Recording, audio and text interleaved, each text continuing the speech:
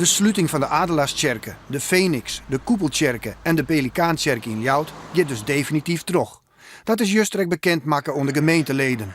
De Gruttetjerke, de Skakel en de Iepenhof blijven iepen.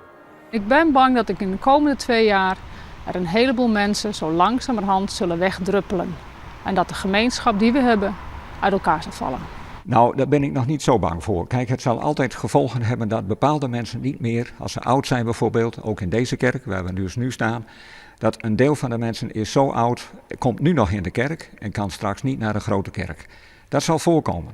Er zijn misschien ook anderen die dus afhaken. Ja, misschien waren die anders ook wel afgehaakt, dat er een versnelling in zit.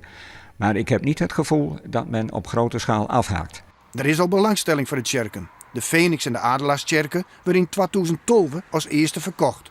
De Koepel en de Pelikaantjerke wat later. Dat binnen Rijksmonumenten en daarom dreig het te verkeerpjen.